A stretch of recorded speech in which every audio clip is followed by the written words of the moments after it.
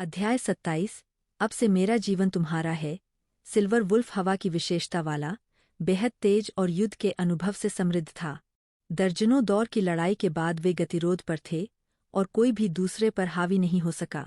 थोड़ी देर के बाद जानवर और इंसान ने अपना संघर्ष बंद कर दिया। टाई लेंग रुओजू ने कहा, आप जीत गए। सिल्वर वुल्फ किंग ने कहा। महिला और जानवर लगभग एक साथ बोले।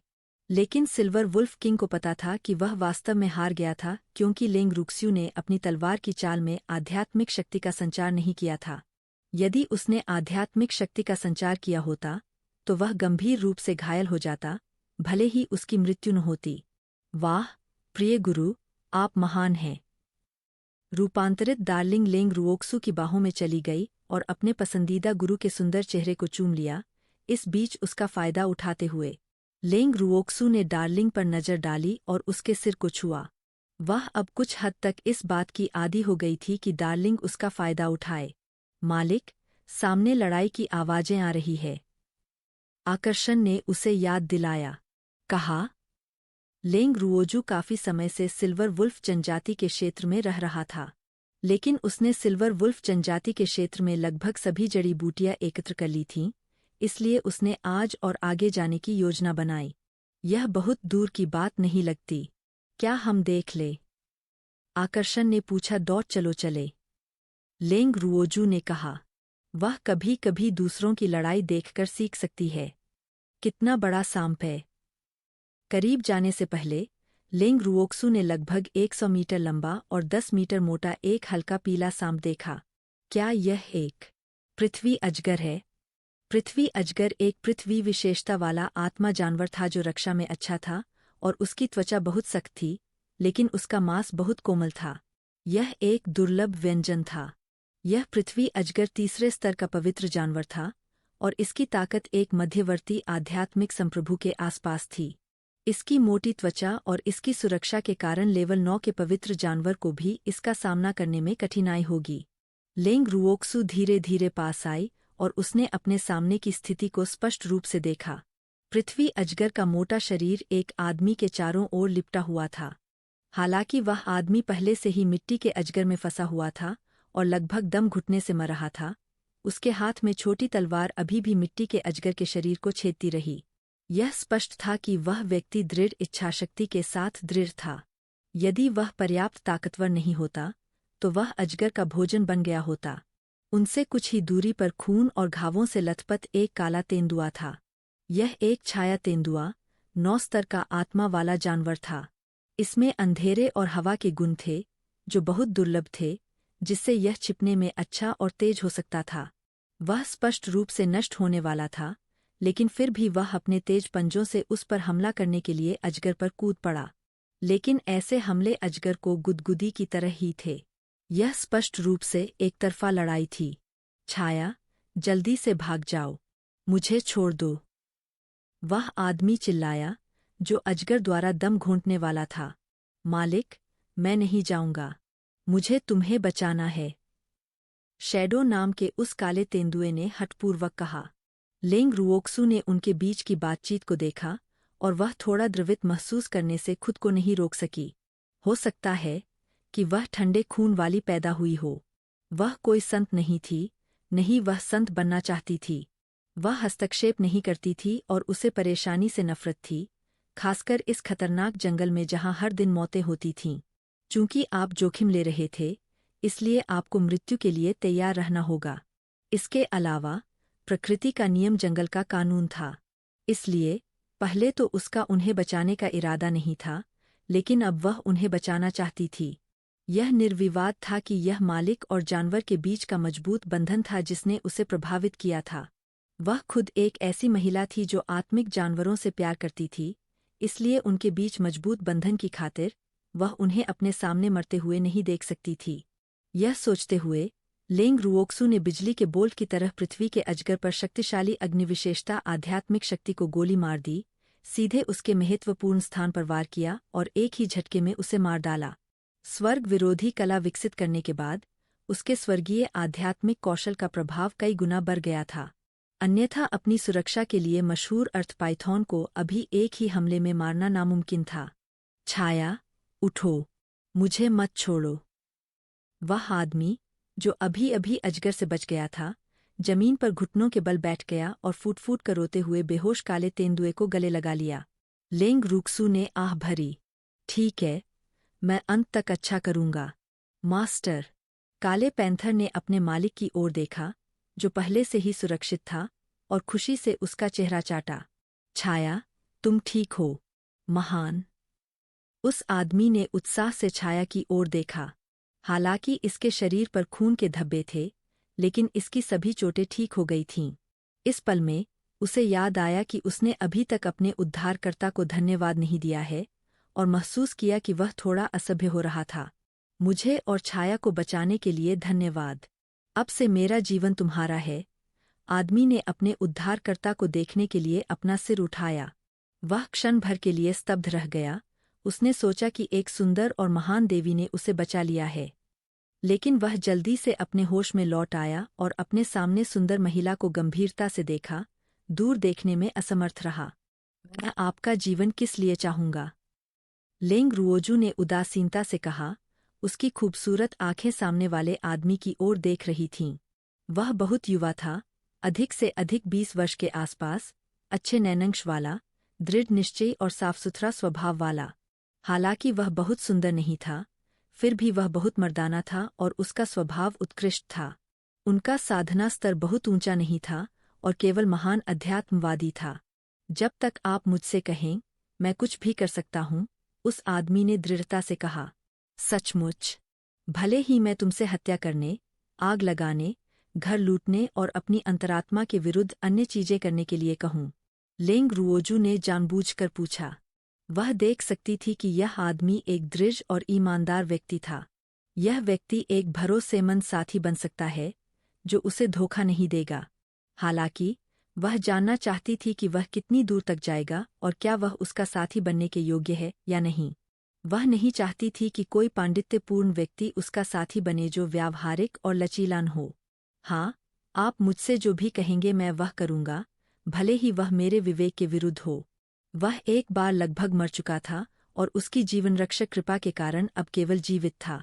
उसने न केवल उसे बचाया, बल्कि उसके सबसे अच्छे साथी को भी बचाया, इसलिए उसे इस एहसान का बदला चुकाना पड़ा। आपका क्या नाम है?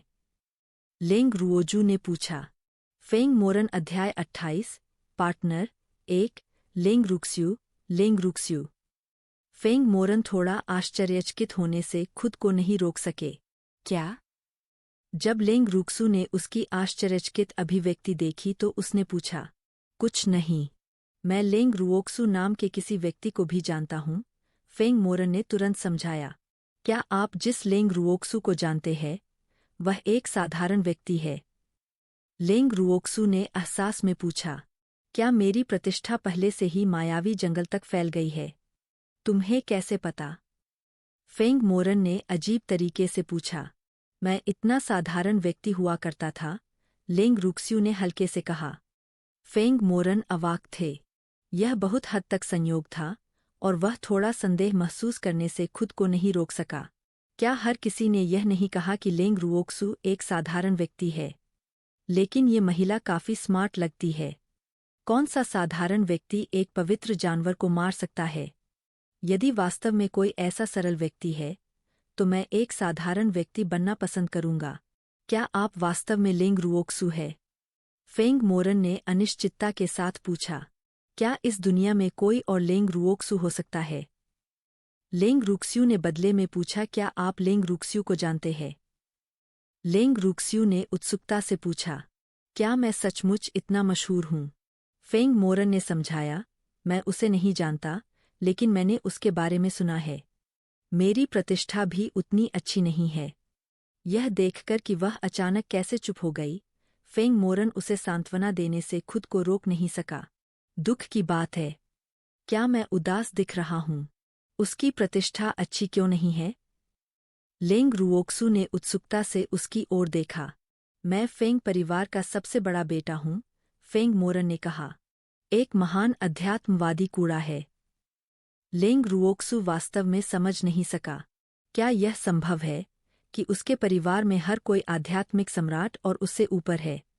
हालांकि उसने कभी उम्मीद नहीं की थी कि जिस व्यक्ति को उसने बचाया था वह फेंग परिवार का सबसे बड़ा बेटा था। मेरी योग्यता मेरे परिवार में सबसे खराब है, फेंग मोरन ने समझाया। फेंग परिवार 5 महान परिवारों में से एक था। हालांकि वह मुख्य शाखा का सबसे बड़ा बेटा था, लेकिन उसकी योग्यता काफी अच्छी नहीं थी, इसलिए वह परिवार के भीतर तिरस्कृत हो गया और धीरे धीरे सबसे बड़ा बन गया। हर किसी के मुंह में बेटा ही होता है। अफसोस, यह शायद एक बड़े परिवार का दुख है। एक साधारण या छोटे परिवार में एक महान अध्यात्मवादी को बहुत महत्व दिया जाता है। क्या तुम मेरे साथी बनने को तैयार हो? लेंग रुक्स्यू ने कुछ सोचने के बाद पूछा। वह ऐसा आज्ञाकारी अधीनस्थ नहीं चाहती थी जो केवल उसके आदेशों का पालन करता हो। वह एक ऐसा साथी चाहती थी जो उसके साथ लड़ सके, भरोसेमंद हो और उसे कभी धोखा न दे। वह ताकत से ज्यादा चरित्र को महत्व देती थी। मैं बहुत कमजोर हूँ, फेंग मोरन ने थोड़ा घबराते हुए कहा। सच कहूँ तो उसने उसका साथी बनने के बारे में नहीं सोचा था। ऐसा नहीं था कि वह नहीं चाहता था, बल्कि उसे लगा कि वह अयोग्य है। अपनी ताकत से न केवल वह मदद करने में असमर्थ होगा, इसके विपरीत वह उसे वापस खींच सकता है। इसलिए वह केवल नौकर बनकर उसका बदला चुकाना चाहता था। मुझे आपकी ताकत की परवाह नहीं है। मैं जो चाहता हूँ वह आपका चरित्र है। मेरा साथी भरोसेमंद होना चाहिए, वह मुझे कभी धोखा नहीं देगा और मेरे साथ कंधे से कंधा मिलाकर लड़ सके। लेंग रुओजू ने उनकी चिंताओं को जानते हुए समझाया।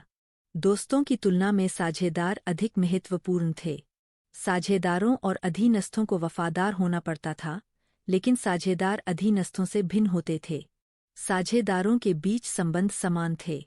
उन्हें एक दूसरे का सम्मान करना था, एक दूसरे पर भरोसा करना था और कभी भी एक दूसरे को धोखा नहीं देना था। आप मुझे नहीं जानते, फेंग मोरन ने कहा। यह मेरे लिए काफी है कि आप अपने आध्यात्मिक जानवर से चिपके रहे। छाया मेरा सबसे महत्वपूर्ण परिवार और मेरी एकमात्र दोस्त है। फेंग मोरन ने छाया के काले फर को सहलाते हुए कहा। मैं तुम्हारा साथी बनने को तैयार हूँ और मैं तुम्हें कभी धोखा नहीं दूंगा। फेंग मोरन ने इसके बारे में सोचा था। इसमें आश्वस्त होने की क्या बात है, क्योंकि वह मेरे निम्न स्तर और खराब ताकत को नापसंद नहीं करती है। इसके अलावा मैं अब कमजोर हो सकता हूँ, लेकिन इसका मतलब यह नहीं है कि मैं कभी भी आगे नहीं बढ़ पाऊंगा। मैं अपनी योग्यता नहीं बदल सकता, लेकिन मैं दूसरों की तुलना में कई गुना या यहाँ तक कि दर्जनों गुना अधिक मेहनत कर सकता हूँ। मुझे विश्वास है कि मैं एक दिन पावर हाउस बन जाऊंगा। ठीक है, तो फिर अब से तुम मेरी साथी हो। लेंग रुओजू ने एक गोली निकाली और उसे पहले अपनी चोटें ठीक करने के लिए इसे लेने का इशारा किया। हो सकता है कि उसकी चोटें गंभीर न हों, लेकिन उसे इस तरह खून बहता नहीं रहना चाहिए। मेरी चोटें गंभीर नहीं हैं, इसलिए मुझे इतनी कीमती गोली की जरूरत नहीं है। वह गोलियों का मूल्य जानता था, विशेषकर इस खतरनाक जंगल में। यहाँ तक कि सबसे आम गोली भी बहुत कीमती थी। एक कीमियागर हूँ। मेरे पास उनमें से बहुत सारे हैं। फेंग मोरन अवाक रह गए। उसके पास इतनी ताकत थी और वह एक कीमियागर भी थी। उसके जैसे व्यक्ति के साथ अन्य लोग कैसे रह सकते हैं? लेकिन यह सुनने के बाद कि वह एक कीमियागर है, फेंग मोरन ने मना नहीं किया। उसने गोली ली और अपने मुंह में डाल ली और उसकी चोटें तुरंत ठीक हो गईं। अपने कपड़े बदलने जा रहा हूँ। फेंग मोरन ने अपने फटे और खून से सने कपड़ों को देखा, थोड़ा शर्मिंदा हुआ। बाद में बदले। अंधेरा हो रहा है, तो चलो पहले यह जगह छोड़ दें। लेंग रुओजू ने कहा। निस्संदेह वह जाने से पहले अपना लूटा हुआ सामान रखना नहीं भूली, लेकिन मेरे शरीर पर खून की गंध अन्य आध्यात्मिक जानवरों को आकर्षित करेगी। फेंग मोरन कुछ चिंतित थे। बस अच्छे से रहो, मैं उन्हें विरोधियों के रूप में उपयोग कर सकता हूँ, लेंग रुक्सू ने हल्के से कहा। जुएर, हम कहाँ जा रहे हैं? फेंग मोरन ने लेंग रुक्स्यू की ओर देखा और उनके कुछ देर चलने के बाद पूछा। सिल्वर वुल्फ जनजाति का क्षेत्र, यह बहुत खतरनाक है। चलो कहीं और चलते हैं। फेंग मोरन ने सलाह दी। चांदी के भेड़िए बहुत भयंकर थे और उनसे निपटना कठिन था, इसलिए किसी ने भी उन्हें भड़काने की हिम्मत नहीं की। खतरनाक। मैं कुछ समय से वहां रह रहा हूं। लेंग रुओक्सू ने मासूमियत से उसकी ओर देखा। जब वे बात कर रहे थे, एक चांदी सफेद छोटा भेड़िया कहीं से भाग गया। बड़ी बहन, फेंगफेंग ने तुम्हें बहुत याद किया। फेंग मोरन ने चकित होकर चांदी सफेद छोटे भेड़िए को देखा। वह गर्व से लेंग रुओजू की पिंडली को रगड़ रहा था और उसे बड़ी बहन कहकर बुलाता रहा। क्या यह चांदी का भेड़िया शावक है? वह जानता था कि सिल्वर वुल्फ अपने बच्चों के प्रति बहुत सुरक्षात्मक होते हैं, इसलिए कई लोगों ने कहा कि उनके बच्चों को भड़काने की तुलना में एक वयस्क सिल्वर वुल्फ को भड़काना बेहतर है, क्योंकि सिल्वर वुल्फ का बदला वास्तव में बहुत भयानक था। लेकिन यह छोटा भेड़िया स्पष्ट रूप से जुएर को जानता था, जिससे वह थोड़ा चकित हो गया। अध्याय 29। साथी 2। आप फिर से शरारती हो रहे हैं। लेंग रुओजू ने छोटे भेड़िए को पकड़ते हुए असहायता से कहा। यह छोटा सा साथी बहुत शरारती था, दूसरों को चिंता मुक्त नहीं होने देता था। वह यिनफेंग है, सिल्वर वुल्फ किंग का बच्चा, लेंग रुओक्सू ने समझाया। वह वही थी जिसने छोटे भेड़िए को उसका नाम दिया था। कोई आश्चर्य नहीं कि जुएर ने सिल्वर वुल्फ जनजाति के क्षेत्र में डेरा डालने की हिम्मत की। अफसोस, मुझे उससे अपनी तुलना नहीं करनी चाहिए। उसके अलावा वहां रहने की कोई हिम्मत नहीं कर सकता। फेंग मोरन आहें भरने से खुद को नहीं रोक सका। बड़ी बहन, वह कौन है? छोटे चांदी के भेड़िए फेंग की खूबसूरत चांदी की आंखों ने फेंग मोरन को उत्सुकता से देखा। वह बड़ी बहन का नया साथी है। फेंग उसे बिग ब्रदर कह सकते हैं। लेंग रुओक्सू ने मना किया। यह छोटा चांदी का भेड़िया बहुत प्यारा और पसंद करने योग्य छोटा साथी था। बिग ब्रदर, फेंग ने आज्ञाकारी रूप से कहा। अच्छा। फेंग मोरन ने अपना हाथ बढ़ाया और धीरे से प्यारे छोटे चांदी के भेड़िए के सिर को सहलाया। हालांकि वह इस पर विश्वास नहीं कर सका। एक अनियंत्रित आत्मा जानवर ने वास्तव में उन्हें बिग ब्रदर के रूप में संबोधित किया। यह सब बहुत ही अवास्तविक और विचित्र था। संभवतः जुएर के अलावा किसी और को ऐसा अनुभव नहीं हुआ। बड़ी बहन, आज आप फेंग के लिए क्या स्वादिष्ट खाना बनाएंगी? फेंग ने अपनी चमकदार चांदी की आंखों से लेंग रुओक्सू को देखते हुए उत्सुकता से पूछा। तुम्हें बाद में पता चलेगा, लेंग रुओक्सू ने कहा। क्या पेटू है? वे थोड़ी देर के लिए चले और लेंग रुक्सू के शिविर में आए। फेंग मोरन ने तंबू के चारों ओर पड़े चांदी के भेड़ियों को देखकर स्तब्ध होकर अपनी आंखें मल लीं। वे वास्तव में चांदी के भेड़िए थे, और सिर्फ एक नहीं बल्कि एक पूरा समूह था। उसने उनमें से 36 को गिना, और वे चांदी के भेड़िए के शावक नहीं थे, बल्कि सभी वयस्क चांदी के भेड़िए थे। जुएर, वे। फेंग मोरन ने आसपास के चांदी के भेड़ियों को देखा और महसूस किया कि उसके रोंगटे खड़े हो गए थे। कोई बात नहीं, वे मेरे दोस्त हैं। लेंग रुओजू ने उसे शांत किया। ओह! जुएर की बातें सुनकर उसे थोड़ी राहत महसूस हुई, लेकिन वह अभी भी थोड़ा घबराया हुआ था। बड़े भाई फेंग, जाओ और अपने कपड़े बदलो। लेंग रुक्स्यू ने उसे याद दिलाया, जो शिविर में पहुंचने पर भी खून से सने कपड़े पहने हुए था। ठीक है। फेंग मोरन मुड़े और कपड़े बदलने के लिए तंबू में चले गए। लेंग रुओक्सू ने अपने भंडारण की अंगूठी से बड़ा सांप निकाला और उसे जमीन पर फेंक दिया। फिर उसने अपने जानवरों को बाहर जाने दिया और उनसे इसे साफ करने में मदद करने को कहा ताकि वे आज रात सांप का मांस खा सकें। यह सुनकर जानवरों की लगभग लार टपकने लगी। सांप का मांस बहुत स्वादिष्ट था। इसके अलावा यह एक पवित्र जानवर था, जिसे खाने का मौका किसी को नहीं मिलता था। लेंग रुक्सू ने सुस्त चांदी के भेड़ियों को देखने के लिए अपना सिर घुमाया। जाओ और इसे साफ करने में मदद करो, नहीं तो थोड़ी देर के लिए खाना नहीं मिलेगा। पृथ्वी का अजगर इतना विशाल था, तो उसके जानवर उसे अकेले कैसे साफ कर सकते थे? मास्टर, यहाँ। चार्म ने अजगर की त्वचा को साबुत उतार लिया और लेंग रुओक्सू को सौंप दिया। प्रिय गुरु, और यह। डार्लिंग ने अपने छोटे पंजे में मुट्ठी के आकार का एक पीले भूरे रंग का क्रिस्टल रखा और उसे लेंग रुओक्सू को चापलूसी से सौंप दिया। लेंग रुक्स्यू ने पृथ्वी अजगर की खाल को संग्रहित किया और फिर क्रिस्टल को अपने हाथ में उठाया। क्रिस्टल बहुत स्पष्ट था और इसमें बहुत प्रचुर मात्रा में पृथ्वी विशेषता वाली आध्यात्मिक शक्ति थी। वह जानती थी कि यह एक आत्मिक जानवर का स्पिरिट क्रिस्टल था, और स्पिरिट क्रिस्टल आत्मिक जानवरों की आध्यात्मिक शक्ति का स्रोत थे। आत्मिक जानवरों की आध्यात्मिक शक्ति स्पिरिट क्रिस्टल में संग्रहित होती थी और आत्मिक जानवर सीधे आध्यात्मिक शक्ति को अपने अंदर समाहित कर सकते थे। हालांकि अपेक्षाकृत रूप से कहें तो आत्मिक जानवरों द्वारा प्रत्यक्ष अवशोषण का प्रभाव मनुष्यों की तुलना में बेहतर था। मनुष्य आमतौर पर आध्यात्मिक शक्ति इकट्ठा करने के लिए स्पिरिट क्रिस्टल का उपयोग करते हैं। इस तरह का एक आदर्श पवित्र पशुस्तरीय स्पिरिट क्रिस्टल बिल्कुल मूल्यवान था। अपने कपड़े बदलने के बाद फेंग मोरन बाहर आए और उन्होंने विशाल पृथ्वी अजगर को जमीन पर पड़ा देखा। जब जुएर आग जला रहा था तब चांदी के भेड़िए पृथ्वी के अजगर के मांस को टुकड़ों में काटने के लिए हवा के ब्लेड का उपयोग कर रहे थे। जुएर, क्या तुम इस अजगर को खाने की योजना बना रहे हो? फेंग मोरन ने थोड़ा आश्चर्यचकित होकर पूछा। हाँ, जुएर, क्या आप इस पृथ्वी अजगर का मूल्य जानते हैं? उसने अनुमान लगाया कि वह इस पवित्र जानवर की कीमतीता को नहीं जानती होगी। मैंने सुना है कि पृथ्वी अजगर का मांस बहुत स्वादिष्ट होता है, इसलिए मैं इसे आजमाना चाहता हूँ, लेंग रुओक्सू ने उत्तर दिया। खैर, यह स्वादिष्ट है, लेकिन यह बहुत महंगा भी है।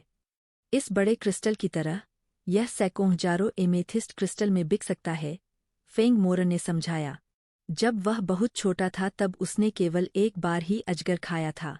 हालांकि यह महज एक छोटा सा टुकड़ा था, लेकिन इसका स्वाद जीवन भर के लिए अविस्मरणीय था। इसके अलावा वह केवल एक उन्नत आत्मिक जानवर था। इस पवित्र जानवर पृथ्वी अजगर का मांस निश्चित रूप से अधिक स्वादिष्ट होगा। लेंग रुओक्सू को उम्मीद नहीं थी कि यह अजगर इतना मूल्यवान होगा। इस दुनिया की मुख्य मुद्रा सोने के सिक्के और नीलम क्रिस्टल थे। एक नीलम क्रिस्टल 1000 सोने के सिक्कों के बराबर था और 1000 सोने के सिक्के आम लोगों के लिए 1 वर्ष तक जीवित रहने के लिए पर्याप्त थे। अजगर के मांस का एक छोटा सा टुकड़ा संभवतः आम लोगों के लिए कई वर्षों तक जीवित रहने के लिए पर्याप्त होगा, लेकिन वह इसे बेचने का इरादा नहीं रखती थी, भले ही यह मूल्यवान था। यदि यह वास्तव में स्वादिष्ट था तो उसे अपने दादा और बड़े भाई के लिए कुछ बचाना होगा। वह कई महीनों से बाहर थी और उसे घर की थोड़ी याद सताने लगी थी। लेंग रुओक्सू ने उत्तर दिया, और भी अधिक इसलिए कि मुझे इसका स्वाद चखना होगा कि क्या यह वास्तव में इतना मूल्यवान है। फेंग मोरन ने एक बेसिन के आकार का मांस का टुकड़ा लिया और उसे एक शाखा से छेद दिया।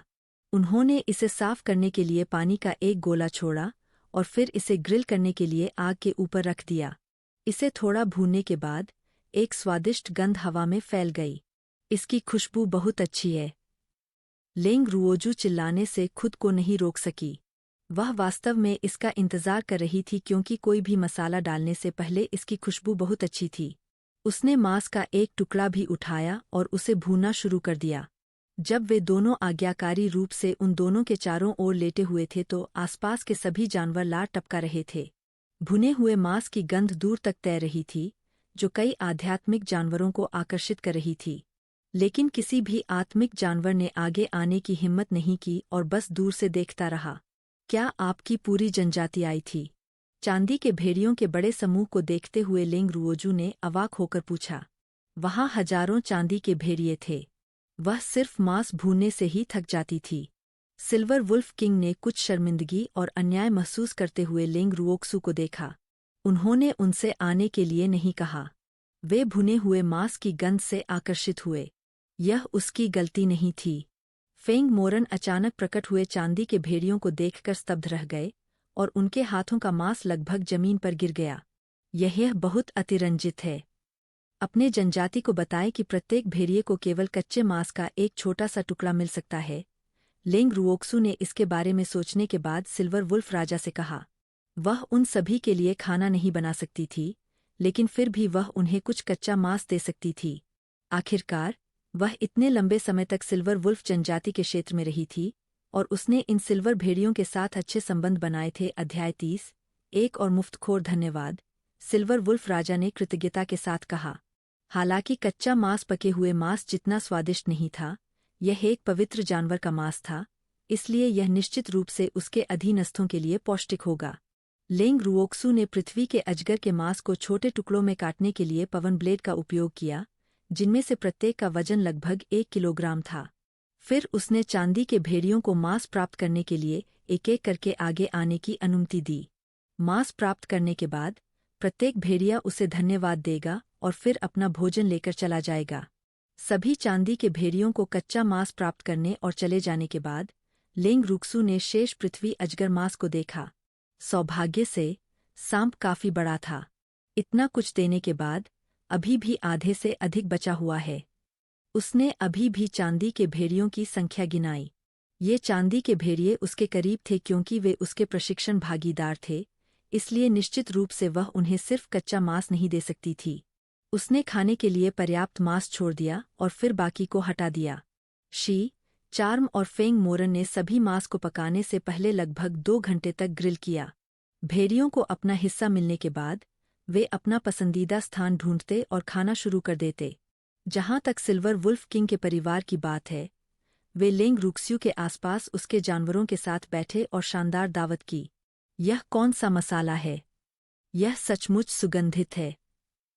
फेंग मोरन खाना खाते समय पूछने में मदद नहीं कर सका। यह मसालेदार, सुन करने वाला और बहुत स्वादिष्ट था। मिर्च, काली मिर्च और जीरा, लेंग रुओक्सू ने कहा। उसे हाल ही में जीरा मिला। मैंने मिर्च के बारे में सुना है, लेकिन यह बहुत मसालेदार है। इसे कोई नहीं खाता। मुझे पूरा यकीन नहीं कि काली मिर्च और जीरा क्या है? फेंग मोरन ने हैरान होकर कहा। लेंग रुक्सू ने उसे काली मिर्च और जीरे के कुछ दाने दिखाए। वे बहुत छोटे हैं, लेकिन स्वाद बहुत अच्छा है। अद्भुत! फेंग मोरन आश्चर्यचकित था। मांस से बहुत अच्छी खुशबू आ रही थी। क्या मुझे एक टुकड़ा मिल सकता है? एक सुखद पुरुष आवाज अचानक सुनाई दी। फिर भी एक और मुफ्तखोर। इन शब्दों को सुनने के बाद लेंग रुओक्सू के मन में यही एकमात्र विचार आया। उसने आवाज के स्रोत को देखा और एक महान स्वभाव और असाधारण असर वाले व्यक्ति को देखा। उनके नाजुक चेहरे की विशेषताएं इतनी सुंदर थीं कि यह किसी राष्ट्र के पतन का कारण बनने में सक्षम थीं। उसकी आकर्षक पुतलियां स्याही की तरह काली थी और दूसरों की आत्मा को मोहित कर सकती थीं, और उसकी रेशमी चिकनी गोरी त्वचा किसी भी महिला को ईर्ष्यालु बना देती थी। वह वास्तव में अद्वितीय सौंदर्य का एक विचित्र रूप से मंत्रमुग्ध कर देने वाला व्यक्ति था। किसी राष्ट्र के पतन का कारण बनने में सक्षम सुंदरता का इस्तेमाल आमतौर पर महिलाओं का वर्णन करने के लिए किया जाता था, लेकिन लेंग रुओक्सू को उसके लिए बेहतर वर्णन नहीं मिल सका। यदि उसका बड़ा भाई एक बेदाग अमर था और चार्म एक शुद्ध और आकर्षक परी थी, तो यह आदमी इस दुनिया से परे एक अद्वितीय संकी था। वह अब तक देखा गया सबसे अच्छा दिखने वाला आदमी था। हालांकि वह सुंदरता में खुद को खोने वालों में से नहीं थी, लेकिन ऐसी सुंदरता के सामने वह उसे और अधिक देखने से खुद को नहीं रोक सकती थी। वह किस परिवार से है? उन्हें उसे शीघ्र वापस लेना चाहिए। इस तरह की विचित्र सुंदरता को बाहर नहीं आने दिया जाना चाहिए। लेंग रुओक्सू चुटकी लेने से खुद को नहीं रोक सकी। क्या मैं कर सकती हूँ? आश्चर्यजनक रूप से सुंदर आदमी ने उसे दयनीय दृष्टि से देखा। उसकी काली आंखों में हल्के हल्के आंसू झलक रहे थे। लेंग रुओक्सू के पास शब्द नहीं थे। कृपया, कृपया, कृपया मुझे इस तरह मत देखो, ठीक है? ऐसा नहीं है कि मैंने तुम्हें धमकाया है। एक क्षण पहले उसकी आंखों में इतनी दयनीय दृष्टि नहीं थी। मैं हमेशा चालाकी करने वाले लोगों से क्यों मिलता हूं जो दयनीय होने का दिखावा करना पसंद करते हैं। लेंग रुक्स्यू ने असहाय होकर उन्हें मांस के 2 टुकड़े दिए और अंत में दूसरे आदमी की ओर देखा। वह भी सुंदर था, लेकिन सनकी ने उस पर भारी पड़ गया। धन्यवाद। मैं ये चेन हूँ। आपका नाम क्या है? बेहद खूबसूरत आदमी, ये चेन ने पूछा, जब उसने अपनी चमकदार काली आंखों से लेंग रुओक्सू को देखा। ये चेन परिचित लगता है। मुझे लगता है कि मैंने इस नाम के बारे में पहले कहीं सुना है। लेंग रुओक्सू, और वह मेरा साथी फेंग मोरन है। क्या संयोग है? मेरी मंगेतर का नाम भी लेंग रुओक्सू है। ये चेन, सनकी, कान से कान तक आकर्षक ढंग से मुस्कुराया। वह अवाक रह गई। इसमें कोई आश्चर्य नहीं कि उसका नाम इतना जाना पहचाना है। यह मंगेतर का नाम है। मैंने दिमाग में डाल लिया। क्या वह कमजोर और बीमार नहीं होना चाहिए? वह कमजोर और बीमार नहीं दिखता। मुस्कुराना बंद करो। लेंग रुओजू कुछ हद तक नाराज थी। क्या आप नहीं जानते कि आप पहले से ही बहुत अच्छे दिखने वाले हैं? इतनी मनमोहक और आकर्षक ढंग से मुस्कुराते हुए, क्या आप मुझसे अपराध करवाना चाहते हैं? यह सुनकर सनकी ये चेन और भी अधिक मुस्कुराया। मुस्कान इतनी आकर्षक थी कि उसकी तुलना में आकाश भी फीका लग रहा था। लेंग रुओक्सु ने उस सनकी को घूरकर देखा और फिर अपना ध्यान अपने हाथों में भुने हुए सांप के मांस को खाने पर केंद्रित कर दिया। जुएर, मैं तुम्हें जुएर कहूंगी, ये चेन ने कहा। लेंग रुक्सु ने उसे नजरअंदाज कर दिया और खाना जारी रखा। ये चेन ने खुलेआम लेंग रुक्सु की जांच करते हुए खाया। उसके घूरने से वह पूरी तरह से असहज हो गई, इसलिए वह खाना खाने के लिए एक कोने में चली गई। किसी कारण से उस आदमी ने उसे खतरे का एहसास कराया और वह सहज नहीं हो सकी। अपना खाना खत्म करने के बाद लेंग रुक्सु ने कहा कि वह आराम करने जा रही है और सीधे अपने तंबू में चली गई। अगली सुबह जब वह तंबू से बाहर आई तो उसने फेंग मोरन को नाश्ता बनाते देखा, लेकिन कल के 2 बिन बुलाए लोगों को नहीं। उसने देखा कि वह सनकी उसके पीछे 2 मछलियां पकड़े खड़ा है। क्या तुम नहीं गए? लेंग रुक्सु ने गलती से अपने विचार प्रकट कर दिए। क्या आप चाहते हैं कि मैं इतनी बुरी तरह से चला जाऊं? तुम मेरी मंगेतर हो। चूंकि हम मिल चुके हैं, निस्संदेह हमें साथ रहना चाहिए ताकि हम एक दूसरे का ख्याल रख सकें। ये चेन ने ऐसे कहा जैसे यह स्पष्ट हो, मैं तुम्हारी मंगेतर नहीं हूं। लेंग रोकजू उसे स्वीकार नहीं करना चाहती थी। उसे अपनी अंतरात्मा पर भरोसा था। यह आदमी खतरनाक था और उसे दूर रहना चाहिए। मेरी मंगेतर का नाम लेंग रुओक्सु है। चूंकि आपका नाम लेंग रुओजू है, तो आप मंगेतर है। ये चेन ने गंभीरता से कहा। यह कैसा तर्क है? वह पागल हो रही थी। इसके अलावा क्या तुम्हें मेरी रक्षा नहीं करनी चाहिए? ये जंगल बहुत खतरनाक है। आप मुझ जैसे कमजोर आदमी को उसके हाल पर कैसे छोड़ सकते हैं? अगर मेरी मुलाकात किसी विकृत महिला से हो जाए तो क्या होगा? मेरी बेगुनाही मेरी मंगेतर के लिए आरक्षित है, इसलिए मेरी रक्षा करना आपका कर्तव्य है।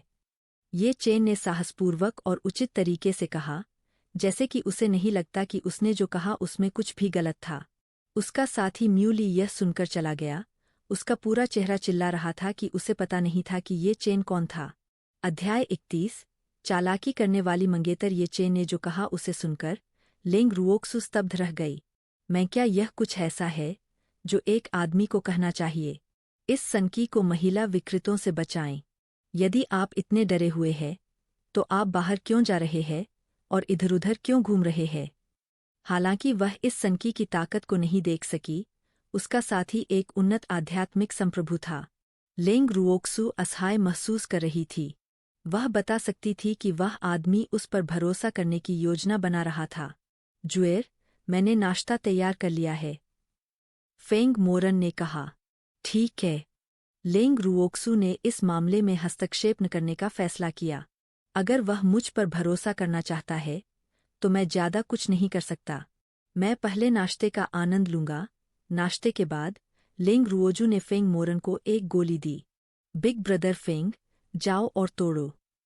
मुझे भी सुरक्षा की जरूरत है, इसलिए। लेंग रुक्स्यू वास्तव में कहना चाहती थी कि वह उसकी रक्षा नहीं कर सकती, लेकिन इससे पहले कि वह अपनी बात पूरी कर पाती, उसने उसे रोक दिया। यह तो और भी अच्छा है। मैं तुम्हारी रक्षा करूंगा और तुम मेरी रक्षा करो। हम एक दूसरे की रक्षा करेंगे। ये चेन खूब मुस्कुराई। लेंग रुओजू को असहाय महसूस हुआ। वह बता सकती थी कि वह आदमी उस पर भरोसा करने की योजना बना रहा था। जुएर, मैंने नाश्ता तैयार कर लिया है, फेंग मोरन ने कहा। ठीक है। लेंग रुओक्सु ने इस मामले में हस्तक्षेप न करने का फैसला किया। अगर वह मुझ पर भरोसा करना चाहता है, तो मैं ज्यादा कुछ नहीं कर सकता। मैं पहले नाश्ते का आनंद लूंगा। नाश्ते के बाद लेंग रुओजू ने फेंग मोरन को एक गोली दी। बिग ब्रदर फेंग, जाओ और तोड़ो। क्या यह एक आध्यात्मिक सार गोली है? फेंग मोरन ने आश्चर्य से जुएर के हाथ में गोली को देखा। वह जानता था कि वह एक कीमियागर थी, लेकिन उसे यह उम्मीद नहीं थी कि वह आध्यात्मिक सार गोलियां बनाने में सक्षम होगी। क्या इसका मतलब यह नहीं है कि वह पहले से ही एक मास्टर कीमियागर है? हालांकि मास्टर कीमियागर शीर्ष स्तरीय नहीं थे, लेकिन प्रमुख ताकतों द्वारा उनकी अत्यधिक मांग थी। हाँ, आपके आगे बढ़ने के बाद हम यहाँ से चले जाएंगे, लेंग रुक्स्यू ने कहा। वह कुछ समय के लिए यहाँ रुकी थी और लगभग सभी जड़ी बूटियां चुन चुकी थी, इसलिए उसके लिए आगे बढ़ने का समय आ गया था। कृतज्ञतापूर्ण दृष्टि के साथ फेंग मोरन ने जुएर से गोली ली और उसके तंबू में प्रवेश किया। उसे अपने तंबू में प्रवेश करते देखने के बाद लेंग रुओक्सू ने उसे परेशान होने से बचाने के लिए उसके चारों ओर एक अवरोध स्थापित किया। जुएर, चलो दोपहर के भोजन के लिए ग्रिल्ड मछली खाते हैं। ये चेन नजरअंदाज नहीं करना चाहती थी और नहीं उसे परेशान करना चाहती थी। हमने अभी अभी नाश्ता किया है, लेंग रुक्स्यू ने कहा। एक और पेटू, चलो पहले तैयारी करें। ये चेन ने आश्चर्यजनक सुंदरता को दयनीय दृष्टि से देखा। फिर जाओ और तैयारी करो, लेंग रुक्सू ने असहाय होकर कहा। उसकी बातें सुनकर वह खुशी खुशी दोपहर के भोजन की तैयारी करने के लिए निकल पड़ा। 2 घंटे बाद लेंग रुक्सू ने महसूस किया कि अधिक से अधिक आध्यात्मिक ऊर्जा फेंग मोरन के तंबू की ओर बह रही है और उसे पता था कि वह उसे तोड़ने वाला है। ऐसा लगता है कि आध्यात्मिक सार की गोली प्रभावी है।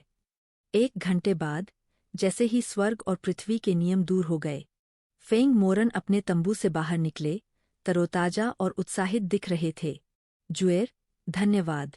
फेंग मोरन की आंखें सितारों की तरह चमक उठीं क्योंकि उन्होंने कृतज्ञता के साथ लेंग रुओक्सू को देखा।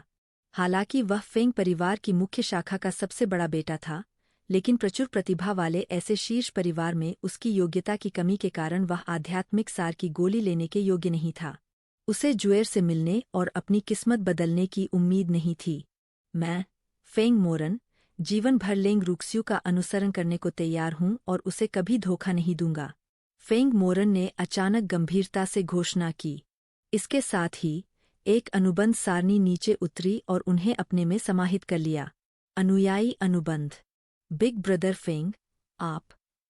लेंग रुओक्सू को नहीं पता था कि क्या कहना है। उसने बस फेंग मोरन को थोड़ा तिरस्कारपूर्वक देखा। वह जानती थी कि वह उसे धन्यवाद देना चाहता था, लेकिन उसे इस पद्धति का उपयोग नहीं करना था। अनुयायी अनुबंध लिंग फेंग महाद्वीप पर लोगों के बीच सबसे गंभीर अनुबंधों में से एक था। अनुबंध में अनुयायी को हमेशा वफादार रहना पड़ता था और विचार या कार्रवाई की परवाह किए बिना विश्वासघात अस्वीकार्य था। अन्यथा अनुयायी को स्वर्ग से मिटा दिया जाएगा और पृथ्वी कानून। बिग ब्रदर फेंग, जाओ धो लो और अपने कपड़े बदल लो। यह देखकर कि चीजें पहले ही इस तरह सामने आ चुकी थीं, लेंग रुक्सू को पता था कि कुछ और कहना व्यर्थ था। लेकिन वह जानती थी कि वह अब फेंग मोरन के साथ न केवल एक साथी के रूप में बल्कि एक परिवार के सदस्य के रूप में भी व्यवहार कर सकती है। फेंग मोरन ने नीचे देखा और महसूस किया कि एक भूरे काले पदार्थ से एक अजीब सी गंध निकल रही थी जो उसके शरीर को ढक रहा था। वह शर्मा गया और जल्दी से पास की नदी में नहाने चला गया। ऐसा लगता है कि आध्यात्मिक सार गोलियों में जेड अमृत मिलाने से शरीर को नया रूप देने का प्रभाव पड़ता है। जेड अमृत स्वर्ग और पृथ्वी द्वारा उत्पादित एक आध्यात्मिक तरल था और इसका आपके शरीर को नया रूप देने और आपके शरीर को बदलने का प्रभाव था। बेशक किंग ज्यू ने उसे यह बताया था क्योंकि स्वर्ग और पृथ्वी कंगन में एक जेड अमृत वसंत था जो सैकड़ों लाखों वर्षों से इसका उत्पादन कर रहा था। यह दूधिया सफेद तरल पदार्थ था जिससे एक अनोखी खुशबू आ रही थी। जहाँ तक अतिरिक्त प्रभावों की बात है, किंग जू को भी नहीं पता था। हालांकि उसने जेड अमृत के साथ बहुत सारी आध्यात्मिक सार गोलियां बनाई थीं, लेकिन उनमें से अधिकांश उसने अपने दादा के पास छोड़ दी थीं, इसलिए उसे ठीक से पता नहीं था कि नई आध्यात्मिक सार गोलियों के साथ क्या बदल गया था। हालांकि वह जानती थी कि प्रभाव निश्चित रूप से मूल से बेहतर था। मैं क्या यह मैं हूँ? धोने के बाद फेंग मोरन ने उसकी चिकनी और कोमल त्वचा को देखकर अविश्वास से देखा। अरे, तुम वहाँ क्यों अचंभित हो? डार्लिंग, जो उसकी तलाश में आया था, अधीरता से चिल्लाया। मैं? क्या यह सिर्फ थोड़ी गोरी त्वचा और बेहतर रंग नहीं है? आप अति प्रतिक्रिया क्यों कर रहे हैं? यदि आप मेरे प्रिय गुरु का अनुसरण करते हैं, तो इस तरह की चीजें हर समय होती रहेंगी। आश्चर्य सहने की आपकी क्षमता बहुत खराब है। आपको इस पर काम करना होगा, डार्लिंग ने उसे सिखाया। जल्दी करो और सामान पैक करने के लिए वापस जाओ। हम दोपहर को जा रहे हैं, डार्लिंग ने आग्रह किया।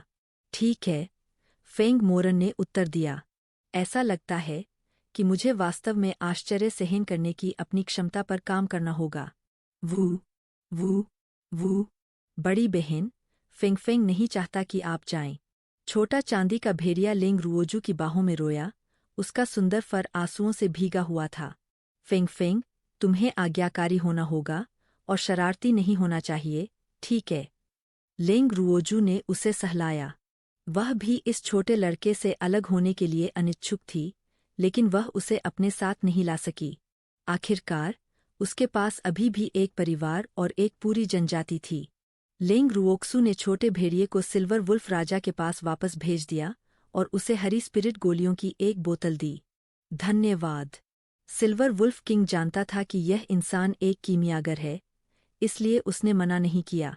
गोलियां लेने के बाद उसने उसे एक सफ़ेद नुकीला दांत दिया। लेंग रुक्स्यू ने हैरानी से उस दांत को देखा। यह लगभग एक वयस्क की हथेली के आकार का, पारभासी और दूधिया सफ़ेद और जेड जैसा स्पर्श करने पर थोड़ा गर्म था। यह हम भेड़ियों की निशानी है। इसे अपने पास रखने पर आपको किसी भी जंगल में भेड़ियों का सबसे सम्मानित अतिथि माना जाएगा, सिल्वर वुल्फ किंग ने समझाया। अध्याय 32। मैं आपसे शादी करना चाहता हूँ। धन्यवाद, लेंग रुक्सू ने कहा। भेड़ियों की दौड़ जंगलों में सबसे बड़ी आध्यात्मिक जानवर की दौड़ थी। भेड़ियों की दोस्ती निश्चित रूप से जंगलों में उनके प्रशिक्षण के लिए बहुत मददगार होगी। इन प्यारे चांदी के भेड़ियों को विदाई देने के बाद लेंग रुक्सू और अन्य ने भेड़ियों की अनिच्छुक नज़रों के तहत अपना क्षेत्र छोड़ दिया। जुएर, यहाँ, इसे खाए। ये चेन ने उसे एक ग्रिल्ड मछली दी। उन्होंने कुछ दिनों के लिए सिल्वर वुल्फ जनजाति के क्षेत्र को छोड़ दिया था, लेकिन उसका उत्साह अभी भी कम था, इसलिए वह उसके बारे में चिंतित था। वह वास्तव में जाकर कुछ चांदी के भेड़ियों को पकड़ना चाहता था और उन्हें उसके साथ अनुबंधित करना चाहता था। धन्यवाद। लेंग रुओजू ने मछली स्वीकार की और काट लिया। अचानक एक भेदी भेड़िए की चीख गूंज उठी। वह क्या था? लेंग रुक्स्यू ने चार्म से पूछा, जो उसके कंधे पर लेटी हुई थी। भेड़ियों को इकट्ठा होने का एक संकेत, चार्म ने समझाया। मनुष्य शायद आत्मिक जानवरों की चीख को न समझ सकें, लेकिन अन्य आत्मिक जानवर समझ सकते हैं। ओह! जैसे ही लेंग रुओजू पूछना जारी रखने वाला था, लगभग 1 दर्जन लोगों की एक भाड़े की टीम उनके पास आई। सभी को नमस्कार। देर हो रही है और हमें शिविर लगाने के लिए उपयुक्त जगह नहीं मिल रही है। क्या हम यह जगह आपके साथ साझा कर सकते हैं? लगभग 40 साल के एक व्यक्ति ने विनम्रता से पूछा। उसे इस टीम का नेता होना चाहिए। अगर मैं ना कहूं, तो क्या आप चले जाएंगे? ये चेन ने फीकी मुस्कान के साथ कहा। वे सतह पर शांत दिखते हैं, लेकिन उनकी आंखों में घबराहट है। वे किसी परेशानी में पड़ गए होंगे। शिविर साझा करने की चाहत फर्जी है। उनका असली इरादा हमें इसमें घसीटना है, और अगर कुछ भी गलत होता है, तो हमें उनके लिए लड़ना है। हमारा इतनी आसानी से फ़ायदा नहीं उठाया जाएगा। इसके अलावा, जिस समस्या को एक मध्यवर्ती आध्यात्मिक संप्रभु हल नहीं कर सकता, वह निश्चित रूप से बड़ी मुसीबत है। एर्म, शिविर के लिए इस स्थान को चुनना आपका सौभाग्य है। कृतघ्न होना और हंगामा करना बंद करो और हमारे लिए कुछ जगह बनाओ। एक दंभपूर्ण और अहंकारी महिला की आवाज़ सुनाई दी। चुप रहो। अधेड़ उम्र का आदमी चिल्लाया। उसके पास बहुत कुछ था। Third uncle. दंभी युवती ने असंतोष में कहा। हमें वास्तव में शिविर लगाने के लिए इससे बेहतर जगह नहीं मिल सकती। कृपया हमारी मदद करें। हम आपकी दयालुता को कभी नहीं भूलेंगे। अधेड़ उम्र के व्यक्ति ने विनम्रतापूर्वक कहा और मित्रतापूर्वक मुस्कुराया। हम जू परिवार से हैं। यह आपके लिए सम्मान की बात है कि आपने हमें यहाँ रात भर रुकने का मौका दिया। दंभी युवती फिर से हस्तक्षेप करने से खुद को नहीं रोक सकी। 5 महान परिवारों का जू परिवार। लेंग रुओजू ने आखिरकार बोला। बेशक हम हैं। मैं आपको बता दूं, यह आपका सम्मान है कि हम आपकी जर्जर छोटी जगह पर रहने को तैयार है। युवती ने अहंकारपूर्वक कहा। हाँ, हमें सम्मानित किया जाना चाहिए। क्या आप जू नायर से संबंधित है? लेंग रुक्स्यू ने हल्के से पूछा। वह मेरी बड़ी बहन है। क्यों? क्या आप उसे जानते हैं? लेंग रुओजू ने ये चेन को देखा और फिर अपने तंबू में वापस चली गई। आप रह सकते हैं, लेकिन हमारे बहुत करीब मत रहिए, ये चेन ने ठंडे स्वर में कहा। जू परिवार, धन्यवाद। मध्यम आयु वर्ग के व्यक्ति ने उन्हें धन्यवाद दिया और फिर शिविर स्थापित करने के लिए अपने समूह का आयोजन किया। दंभी युवा महिला के आसपास अब कोई नहीं था और उसने उत्सुकता से चारों ओर देखा। मध्यम आयु वर्ग के व्यक्ति ने चेतावनी दी, लिनर, इधर-उधर मत घूमो। जू लाइनर ने अधीरता से कहा, मुझे पता है, लेकिन उसकी आंखें चारों ओर देखती रहीं। इस जगह के बारे में इतना अच्छा क्या है? थर्ड अंकल यहाँ डेरा डालने पर जोर क्यों दे रहे हैं? अचानक जू लिनर की नज़र रुक गई और वह अपनी आंखें नहीं हटा सकी। कितना सुंदर आदमी है। हालांकि वह एक अंधेरे कोने में खड़ा है, उसकी प्रतिभा को छुपाया नहीं जा सकता। वह सबसे अच्छा दिखने वाला आदमी था जिसे उसने कभी देखा था और उसका दिल तेजी से धड़क रहा था। ऐसा लग रहा था मानो दुनिया में केवल वह ही इस अद्वितीय सुंदर आदमी को देख सकती है। मैं तुमसे शादी करना चाहता हूँ। तारों भरी आंखों वाले आकर्षण और प्यार भरी निगाहों के साथ जू नायर ये चेंग के ठीक सामने दौड़ पड़ी। उसके मुंह के कोने पर कुछ संदिग्ध तरल पदार्थ भी बह रहा था। उसने जो कहा उससे हर कोई हैरान रह गया। ये चेन वहां भावशून्यता से खड़ा रहा और प्यार में डूबे मूर्ख को ठंडी नजरों से देखता रहा। तुम योग्य नहीं हो, ये चेन ने अधीरता से कहा और उसकी आंखों से कातिल निगाहें गायब हो गईं। क्या आप जानते हैं कि मैं कौन हूँ? मैं जू परिवार की सबसे लाडली दूसरी युवा महिला हूँ। आप पर मोहित होकर आपको चेहरा दे रही हूँ। इतना कृतघ्न मत बनो, वरना बाद में तुम्हें पछताना पड़ेगा। जू लिनर उन्मादी ढंग से चिल्लाया। आखिरकार उसे एक आदमी पसंद आया, लेकिन उसने अप्रत्याशित रूप से इसकी सराहना नहीं की। कुछ ही दूरी पर म्यूली और फेंग मोरन ने इस हास्यास्पद दृश्य को देखा, आश्चर्यचकित रह गए। उन दोनों का तो जिक्र ही नहीं, यहाँ तक कि जू लिनर के साथ आए भाड़े के सैनिकों को भी थोड़ी शर्मिंदगी महसूस हुई। वे समझ नहीं पा रहे थे कि इस गंभीर और खतरनाक स्थिति में वह इस तरह का व्यवहार कैसे कर सकती है। लिनर, खुद को मूर्ख बनाना बंद करो, मध्यम आयु वर्ग के व्यक्ति ने चिल्लाया, जिसे जू लाइनर थर्ड अंकल कहती थी। यहाँ तक कि मैं यह नहीं बता सकता कि वह कितना शक्तिशाली है। इसीलिए मैंने बेशर्मी से यहाँ डेरा डालना चुना। वह कभी उसके लायक कैसे होगी? चुप रहो, मेरे मामलों में हस्तक्षेप मत करो। सिर्फ इसलिए कि मैं आपको ऐसा कहता हूँ, यह मत सोचिए कि आप वास्तव में मेरे तीसरे चाचा हैं। तुम तो बस एक उपपत्नी से पैदा हुए व्यक्ति हो। आपके पास मुझे नियंत्रित करने का कोई अधिकार नहीं है। जू लिनर ने तिरस्कारपूर्वक कहा। अगर उसकी माँ ने उसे बाहर आने से पहले व्यवहार करने के लिए नहीं कहा होता और वह एक आध्यात्मिक संप्रभु था, तो वह उसे तीसरा अंकल भी नहीं कहती। लेकिन उसने वास्तव में सोचा कि वह वास्तव में उसका बड़ा था और वह पूरे रास्ते उसे आदेश दे रहा था और उसकी आलोचना कर रहा था, सब कुछ प्रबंधित करने की कोशिश कर रहा था। वह बहुत समय से उससे अप्रसन्न थी। तुम? अधेड़ उम्र का आदमी गुस्से से लगभग बेहोश हो गया। जू परिवार ने वास्तव में आपको अच्छी तरह से सिखाया है। 5 महान परिवारों में से एक होने के योग्य। जब लेंग रूक्सू ने उनकी बात सुनी तो वह अपने तंबू से बाहर चली गई। बाहर के उत्साह के साथ वह मौजमस्ती में शामिल होना चाहती थी। आप कौन होते हैं, ऐसा कहने वाले? जू लिनर उस समय उत्तेजित हो गई जब उसने एक बेहद खूबसूरत महिला को एक राष्ट्र के पतन का कारण बनने में सक्षम देखा। हालांकि जू लिनर को पता था कि वह अपनी बहन जू नायर जितनी आकर्षक नहीं थी, फिर भी वह अपनी सुंदरता के बारे में बहुत आश्वस्त थी। लेकिन ये महिला उनसे भी ज्यादा खूबसूरत थी। बल्कि वह लिंग फेंग महाद्वीप की पहली सुंदरी शुई जिनरान से भी अधिक सुंदर थी। वह पहले से ही इस बात से बहुत परेशान थी कि शुई जिनरान उनसे अधिक अच्छी दिखने वाली थी, लेकिन अब वह और भी अच्छी दिखने वाली थी।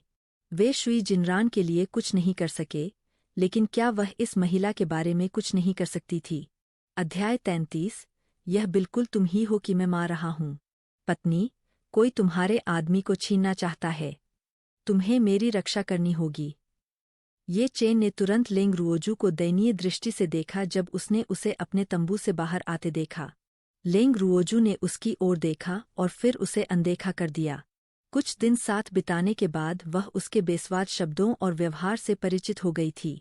पत्नी? जू लिनर ने लेंग रुओजू को और भी अधिक ईर्ष्या से देखा। तो उसे मरना ही होगा।